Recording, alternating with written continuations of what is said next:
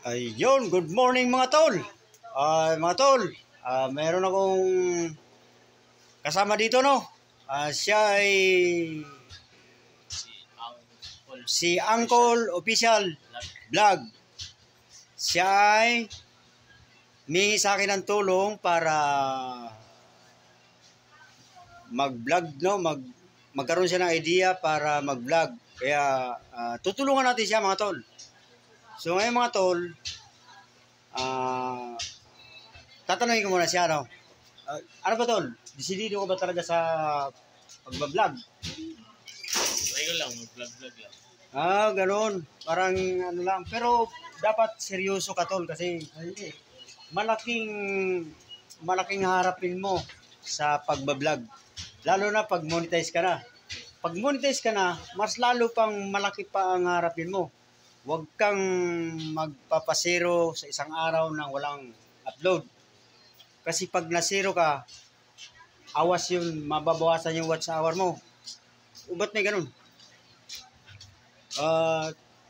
Kailangan sipag din, sipag at tiyaga talaga sa YouTube.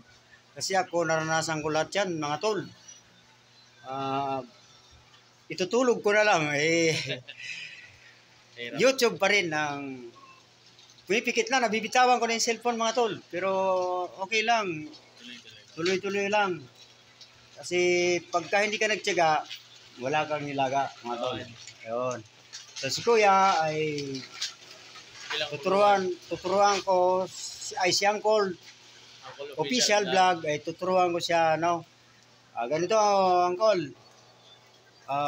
Mag-upload ka na mag-upload ng video, 3 videos a day. Ang haba ay mga 5 minutes o 3 minutes para makaipon ka kaagad ng 100 video. Saka mo i-play mo siya sa Smart TV para mabilis yung watch hour mo, no?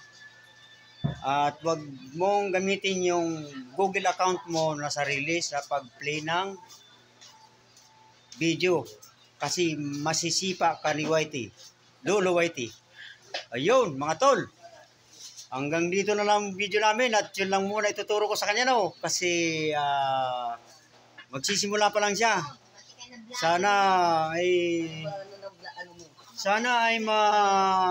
tulungan natin siya mga tol. Sa mga subscriber ko sana tol ay tulungan natin siya, no? So yun mga tol. Magpaalam ka na, Uncle Official Vlog. Maraming salamat.